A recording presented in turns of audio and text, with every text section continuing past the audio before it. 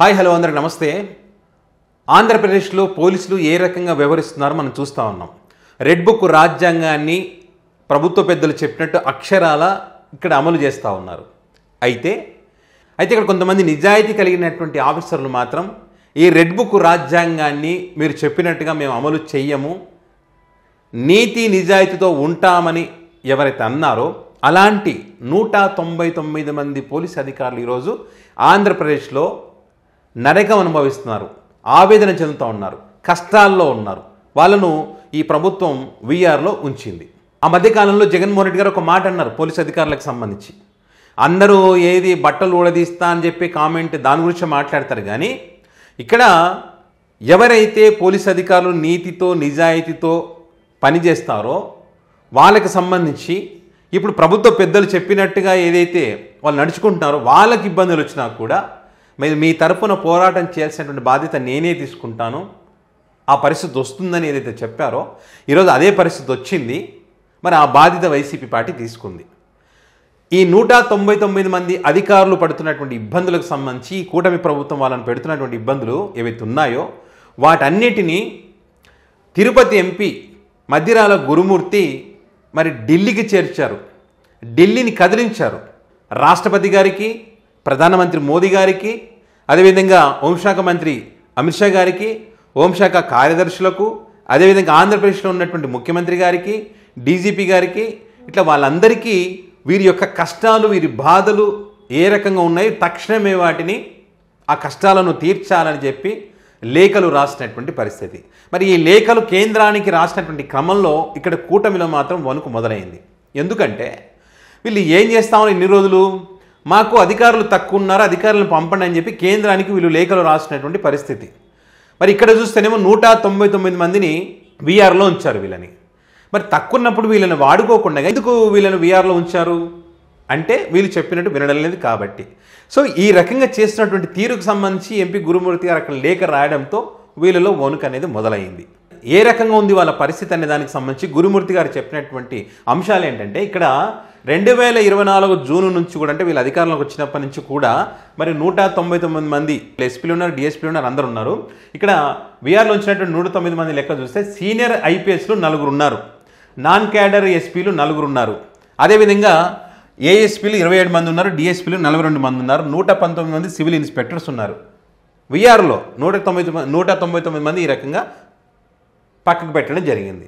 ఏంటయ్యా వీళ్ళ పని ఏంటి? ఇప్పుడు పాపం ఏం చేస్తూ ఉన్నారని వీళ్ళంటే వీళ్ళ కష్టాలు ఏంటంటే ఇక్కడ ఉదయం సాయంత్రం వెళ్ళడం, సంతకాలు పెట్టడం, వీళ్ళకి పోస్టింగ్లు లేవు, ప్రమోషన్స్ లేవు, 12 నెలలుగా జీతాలు లేవు. చివరికి ఎవరైనా ఉద్యోగ విరమణ పొందేటువంటి చివరి రోజు చివరిలో వాళ్ళకు ఏదో పోస్టింగ్లు ఇచ్చేసి వాళ్ళని కూడా ఇబ్బంది పెడుతున్నటువంటి పరిస్థితులు. ఇక్కడ హౌస్ రెంట్ అలవెన్స్ కూడా నిలిపివేశారు. సో 12 నెలలుగా జీతాలు లేనప్పుడు మరి వాళ్ళ పిల్లల చదువుల ఖర్చులేంటి, వైద్యానికి సంబంధించిన ఖర్చులేంటి, వాళ్ళ పోషణకు సంబంధించిన ఖర్చులేంటి, ఏమీ లేవు. వీళ్ళు ఇవ్వకపోతే బాధ్యత కదా, ప్రభుత్వం యొక్క బాధ్యత కదా అది. ఆ రకంగా ఇవ్వకుండా వాళ్ళను ఇబ్బందులకు గురి చేస్తూ ఉన్నది ఈ ప్రభుత్వం, కూటమి ప్రభుత్వం. సో ఇట్లా అన్ని రకాలుగా వీళ్ళు పడుతున్నటువంటి ఇబ్బందులకు సంబంధించి మరి అందరికీ కూడా ఎంపీ గురుమూర్తి గారు లేఖలు రాయడం జరిగింది. అంటే ఈ ప్రభుత్వం ఏం చేస్తూ ఉందంటే ఆర్టికల్ 14, 16, 21ని ఉల్లంఘిస్తూ ఉంది.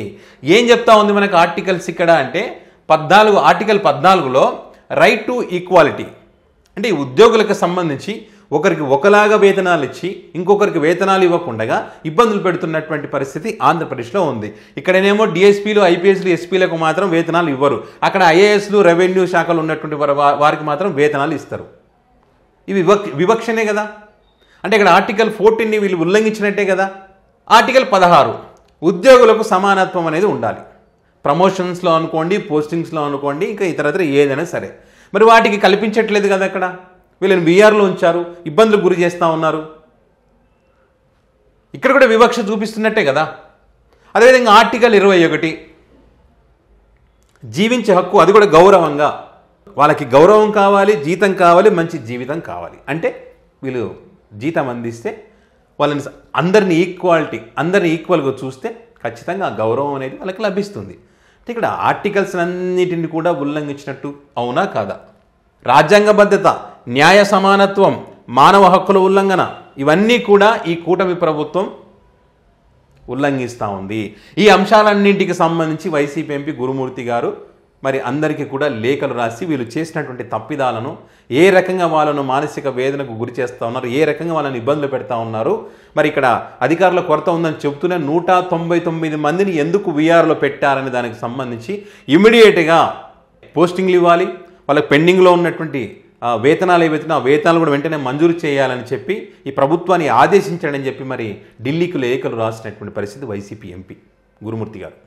కూటమి ఈరోజు భయపడేటువంటి పరిస్థితి. ఎందుకంటే రాష్ట్రపతి గారికి రాశారు, ప్రధానమంత్రి గారికి, హోంశాఖ మంత్రికి, సుప్రీంకోర్టు ప్రధాన న్యాయమూర్తికి, ఇక్కడ వీళ్ళకు లోకల్గా డీజీపీలకు ఎవరికి చంద్రబాబు నాయుడు గారికి ఆ లేఖలు రాశాలు పట్టించుకోకపోవచ్చు, కానీ ఖచ్చితంగా వాళ్ళైతే ఆలోచన చేస్తారు కదా, రాష్ట్రపతి గారు ఆలోచిస్తారు కదా, సుప్రీంకోర్టు ఆలోచన చేస్తుంది కదా, ఇంకా న్యాయం అనేది బతికి ఉంది కదా దేశంలో. సో ఖచ్చితంగా వీళ్ళ తప్పులను వైసీపీ పార్టీ అయితే ఎత్తి చూపిందనడంలో ఎలాంటి సందేహం లేదు. 199 మంది ఏదైతే ఇబ్బందులు ఉన్నారో, కష్టాల్లో ఉన్నారో, వాళ్ళకి పోస్టింగ్ లేకుండా వాళ్ళని అగౌరవపరుస్తూ ఉన్నారు. ఖచ్చితంగా వాళ్ళకి న్యాయం జరిగేటువంటి అవకాశం ఇప్పుడైతే వచ్చింది. ఇప్పటికీ కూడా వాళ్ళు చేయలేదంటే మాత్రం ఖచ్చితంగా దీని కర్మ ఫలితం అనేటువంటిది భవిష్యత్తులో ఖచ్చితంగా అనుభవిస్తారు అనడం ఎలాంటి సందేహం లేదు. దానికి ఎగ్జాంపుల్స్ అనేకం ఉన్నాయి. సో చూద్దాం ఏం జరుగుతుంది అనేది. సో మరి ఈ అంశానికి సంబంధించి మీ అభిప్రాయాన్ని కామెంట్ రూపంలో పెట్టండి.